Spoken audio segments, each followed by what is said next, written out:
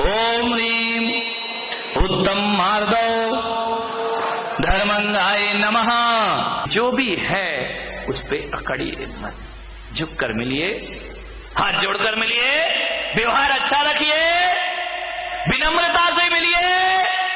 एक बात याद रखना, तुम महंगी कार में बैठकर जैन भवन तो आ सकते हो, महावीर भवन, लेकिन एक बात याद रखना, अहंकार की कार में बैठकर मोक्ष की यात्रा नहीं हुआ करती है। मोक्ष की यात्रा यदि करना है तो अहंकार की कार से उतरना पड़ेगा। अहंकार की कार पे बैठकर मोक्ष की यात्रा नहीं होती, विनय के विमान में बैठकर निर्वाण की यात्रा हुआ करती। झुको, विनम्रता, ये आपके जीवन को सफलता दिलाएगी। अकबर जब दान करता था ना, बहुत बड़े दानवीर हुए अकबर। जब अकबर दान करता था, निर्धनों को, गरीबों को, जरूरतमंद को, तो दान करते समय अकबर की निगाहें झुकी रहती थी। लोगों ने कहा कि सम्राट, बादशाह, आप सारी दुनिया को दान देते हैं, आपको तो बड़ा सिर उठा के दान देना चाहिए।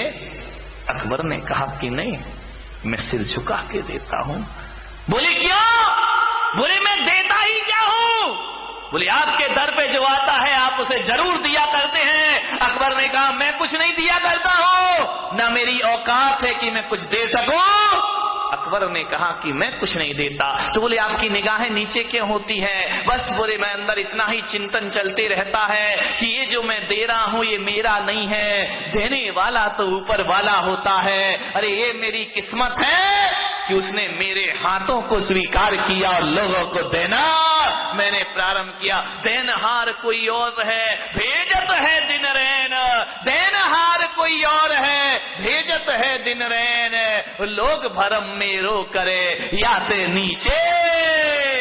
लोग कहते कि हम दे रहे हैं, आपने बोलियां ले ली, पैसा दे दिया, दान कर, ये आपने नहीं किया। ध्यान रखना, पैसे तो वेश्या के पास भी होते हैं मेरे भाई, लेकिन उस वेश्या के पैसों की कोई कीमत नहीं हुआ करती है। पैसा आपके पास भी है।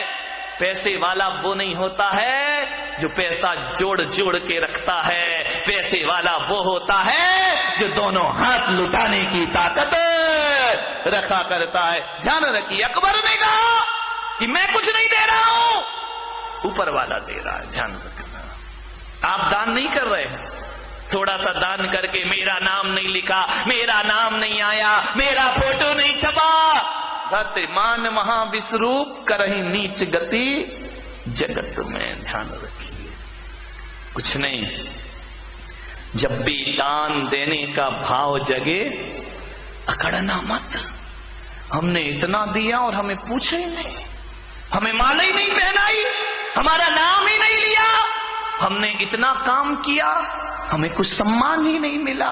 मान महाविश्वरूप करही नीच गति। ध्यान रखना, यदि संतों का कोई काम कर दिया तो कोई एहसान नहीं कर दिया है, एहसान तो संतों ने तुम पर कर दिया जो तुम जैसों से सेवा स्वीकार कर ली। ध्यान रखना, आपके ऊपर संत का एहसान है, आपने संत पे कोई एहसान नहीं किया। ध्यान रखना, अकबर ने कहा एहसान तो ऊपर वाले का है जिसने मुझे इस योग्य बना दिया। ध्यान रखिए, देनहार कोई और है, भेजत है दिन में। लोग भरम में रो करे याते नीचे में। मेरे भाई, मार्दव धर्म कहता है किसी का परोपकार करो तो इस हाथ से करो और उस हाथ को पता नहीं चलना चाहिए। ध्यान रखना, खबर ही नहीं होना चाहिए। वह मार्दव धर्म। 1000 रुपए का, 500 रुपए का पंखा क्या दे देते हो? हर पंखुड़ी पे नाम, फलाने सेठ की स्मृति में, उनके पुत्र, उनके पौत्र। कमाल हो गया। एक पंखे में मैंने देखा इतने नाम लिखे, इतने नाम लिखे। वो तो गनीमत थी कि पंखा 4-3 पंखुड़ी का था, 4 का होता तो और पुरखों के नाम भी उसमें आ जाते। अब विचार करें, नाम लिख देते, मेरा नाम मान महाविश्वरूप करही नीच गति। अब बताओ, ये पंखे पे नाम लिखा देते हो, 1500 रुपए का पंखा, उस पे नाम लिखा दिया आपने। अब बताओ, नाम लिखाने के बाद पंखा तो ऊपर उल्टा लटकेगा।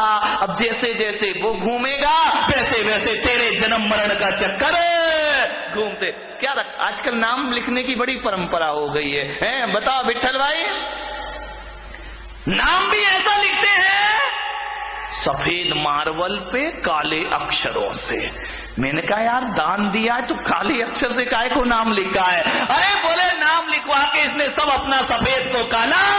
एक जगह तो मैंने देखा, एक तीर्थ पर मैं गया, हर सीढ़ी पर नाम, एक एक सीढ़ी पे नाम लिखा हुआ है। मैंने कहा क्या दशा हो रही है तेरे? अरे 1500 2000 रुपए दे दिए होंगे, हर सीढ़ी पे नाम लिखा है। अब जितने लोग जाएंगे जूते भरी लात तेरे ऊपर रखेंगे, पैरों से कुचलते जाएंगे। अपने नाम की ये दुर्दशा कर ली। ध्यान रखिए मेरे भाई, एक बात याद रखना। एक भक्त मेरे पास आया, बोले महाराज आपके नाम का पेन बनवा दूं। मैंने कहा क्या करेगा?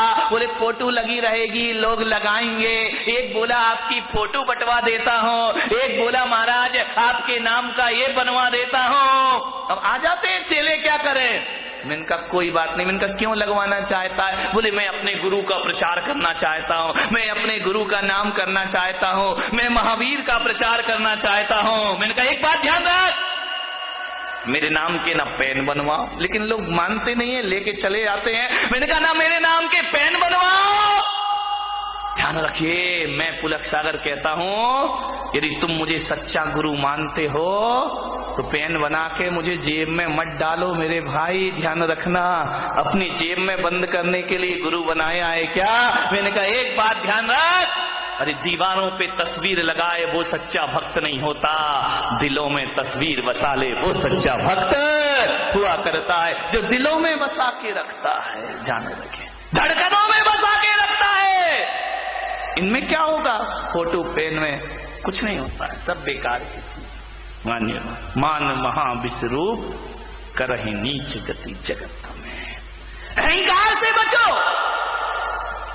अहंकार बड़ा मीठा है। एक शराब वो होती है जो मुंह से पी जाती है, और एक शराब वो होती है जो कान से पी जाती है। ध्यान रखना, मुंह से पी शराब तो चढ़ के रात सुबह उतर जाती है, लेकिन जो शराब कानों से पी जाती है उसका नशा जिंदगी भर भी उतरने वाला नहीं है। कान से प्रशंसा, अहंकार, प्रशंसा ऐसी शराब है जो कानों से पी जाती है। ध्यान रखना, ज्यादा प्रशंसा के भूखे मत बनो कि मुझे प्रशंसा नहीं मिली, मुझे प्रशंसा नहीं मिली। अरे गुलाब को कोई गुलाब ना कहे तो क्या उसकी खुशबू में कोई फर्क पड़ा करता है? ध्यान रखिए, जरूरी थोड़ी है कि गुलाब को गुलाब कहो तभी वो महकेगा, जरूरी थोड़ी है हीरा को हीरा कहो तभी उसकी चमक दिखाई देगी।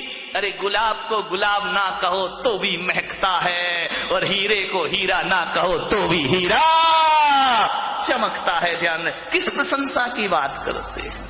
प्रशंसा का भूखा आदमी, प्रशंसा के दो शब्द, सबसे ज्यादा प्रशंसा की भूखी ये महिलाएं, नहीं यहां वाली नहीं, बंबई वाली, तुम्हारी तो मैं आगे जाके करूंगा। इतनी भूखी, 4 शब्द अच्छे बोल दो, 1000 काम करा लो इनसे। ध्यान रखिए, प्रशंसा के भूखे मत बनो। ध्यान रखना, बड़े बड़ाई ना करें, बड़े ना बोलें बोल, और हीरा मुख से ना कहे कि लाख हमारा मोल। अपनी कीमत हीरा थोड़ी बताता है, पब्लिक बताती है कि हीरे की कीमत क्या हुआ करती। खुद की प्रशंसा खुद ही करते रहो, करते रहो, करते रहो। मान महा विश्वरूप करहि नीच गति जगत में। खुद की प्रशंसा में एक बार क्या हुआ, यमराज धरती पर आए और यमराज ने कहा अपने यमदूतों से कि जाओ, उस मूर्तिकार का समय हो गया, उसे लेकर के आइए। यमदूत आए, मूर्तिकार बड़ा होशियार था, बड़ा बुद्धिमान था, ऐसी मूर्तियां बनाता था, ऐसी मूर्ति कि मूर्ति को देख के आप कह नहीं सकते थे कि असली है या नकली है। एक बार उस मूर्तिकार ने सोचा कि यार दुनिया से मुझे भी जाना पड़ेगा, एक दिन नंबर आएगा। किसी वकील ने सलाह दे दी कि एक काम कर, तुझे यदि यमराज यमदूत लेने आए तो थोड़ा सा धोखा दे देना मौत को धोखा। बोले हाँ। तो मालूम है मूर्तिकार ने क्या किया?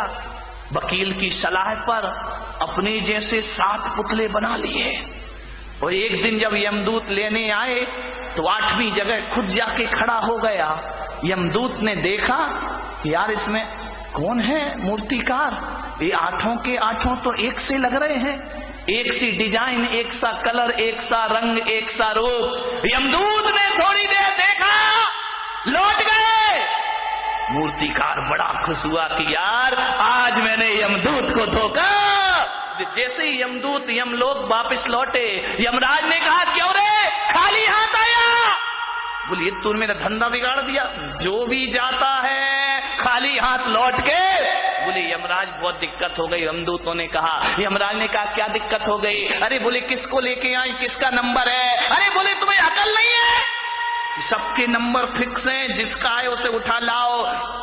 अरे बोले ब्रह्मा जी ने थोड़ा गड़बड़ कर दिया। बोले क्या गड़बड़ कर दिया? बोले एक सी डाई के लोग बना दिए, एक सा चेहरा, एक सा रंग, एक सा रूप। अब बताओ कौन मूर्तिकार को लेकर आओ? वहां तो 8 खड़े हुए हैं। यमराज ने कहा कुछ भी हो जाए, ब्रह्मा जी कभी गलती नहीं किया करते हैं, कोई ना कोई कमी जरूर रखा करते हैं। अरे बोले महाराज वहां कोई कमी नहीं है, 8 के 8 बिल्कुल एक से दिखाई दे रहे हैं। हमने 1 घंटा देखा लेकिन समझ नहीं पाए कि असली मूर्तिकार किसका नंबर है, किसे लाए।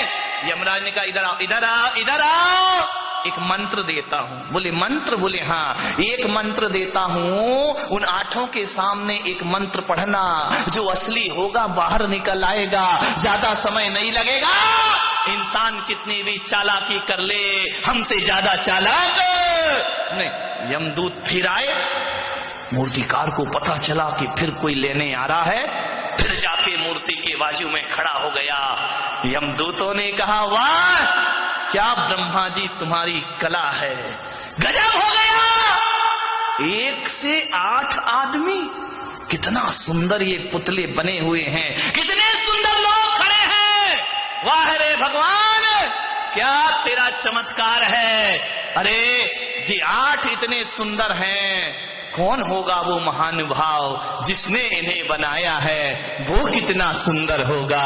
तेरी प्रतिमा इतनी सुंदर, तू कितना, हम तो उसे देखना चाहते हैं कि कौन ऐसा पुरुष है जो एक साथ एक से इतने सुंदर रूप बना दिए हैं। इतना कह ही रहे थे यमदूत कि एक मूर्ति में से आवाज आई, ये पुतले मैंने बनाए हैं। बस यमदूतों ने कहा चलो हमारा फैसला हो गया। बोले बस आओ गया तुम्हारा नंबर, खत्म खेल।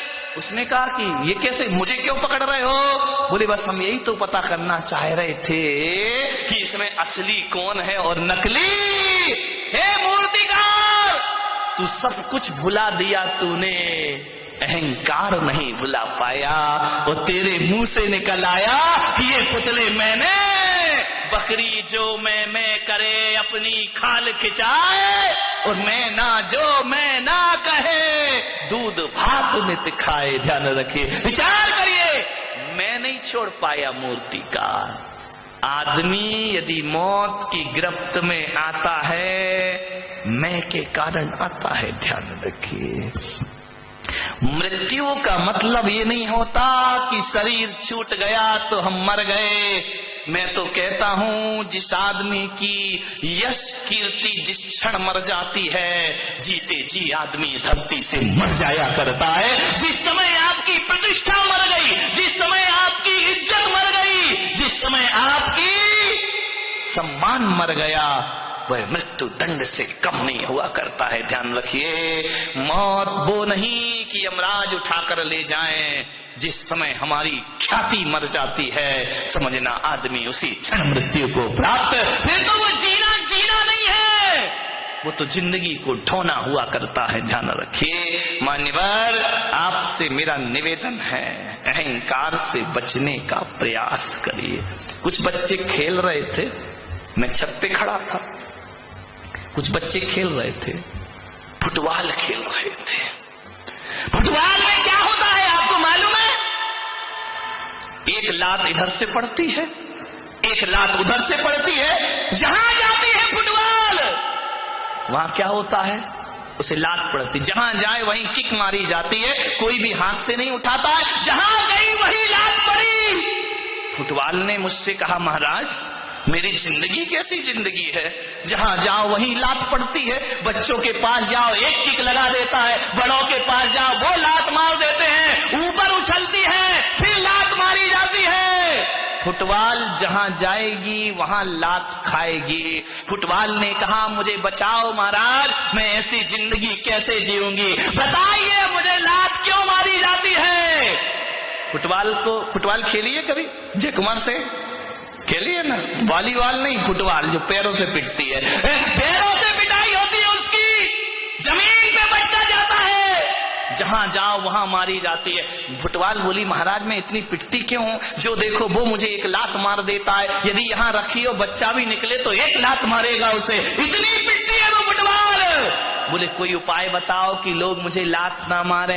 मैंने कहा मेरे पास एक उपाय है। बोले क्या उपाय है? मैंने कहा तुझे लात इसलिए मारी जाती है, इसलिए मारी जाती है कि तेरे अंदर अहंकार की हवा भर दी जाती है, और जिसके अंदर हवा होती है वो हर जगह लात खाती। मैंने कहा एक काम कर। बोले क्या?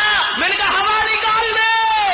फुटबॉल ने कहा हवा निकाल दो? मैंने कहा हाँ, यदि हवा निकाल देगी कोई भी तुझे लात मारने को तैयार है। जब तक हवा भरी है तब तक ही लात पड़ेगी, हवा निकली। ए इंसान, बात फुटबॉल की नहीं, बात तो हमारी जिंदगी की है। जब तक अहंकार की हवा भरी है, घर में भी लात पड़ेगी, समाज में भी लात पड़ेगी। जहां चला जाएगा अहंकारी व्यक्ति, वहां उसे लात पड़ने के अलावा कुछ होने वाला।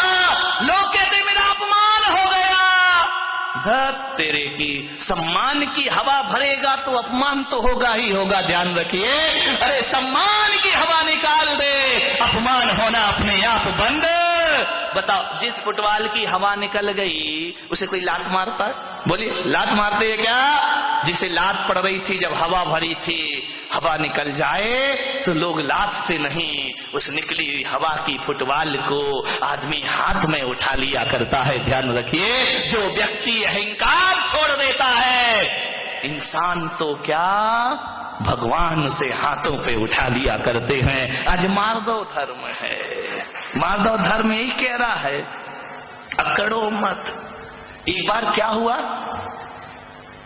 रोटी और जिसपे वो करते हो क्या होता है, बेलन से तो यूं होती है, उसके नीचे चकला, चकला ही बेलना धार, चकला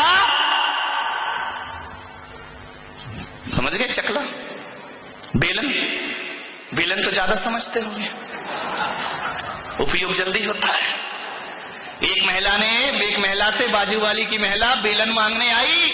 बोले बेलन देना बहन, अपना बेलन दे दे। उसने कहा क्यों? बोले पति आ रहे हैं। उसने कहा जल्दी लौटाना। बोले क्यों? बोले मेरे भी आ रहे हैं।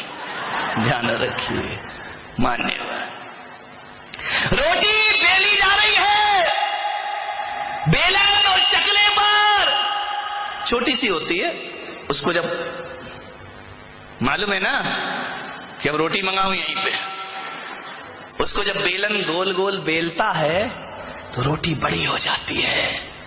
और जैसे ही रोटी बड़ी हुई, रोटी ने कहा है चकले भाई, ओ चकले चकले, ओ बेलन। बोले क्या? बोले मुझे दे। तू उतना का उतना ही है, मैं कितनी बड़ी हो गई, तेरे हाथों में खेली इतनी बड़ी हो गई, चकले के बराबर हो गई। कितनी बड़ी हो गई मैं बहुत बड़ी हो गई। बेलन ने कहा तो बड़ी हो गई तो इतनी अकड़ काहे को रही है, बड़ी तो हमारी वजह से हुई। अरे बोले वजह कुछ भी हो, मैं दुनिया में सबसे बड़ी हो गई। बेलन ने कहा, ए रोटी ज्यादा मत अकड़, ये जो तू बड़ी बनी है ना, इसकी कीमत चुकाना पड़ेगी। बोले क्या कीमत चुकाना पड़ेगी? बोले देख, अब जैसे ही बड़ी हुई है ये महिला तुझे हाथों में लेगी और लेने के बाद गरम गरम तवे पर डाल देगी। अरे बोले डाल देगी तो मजा आ जाएगा।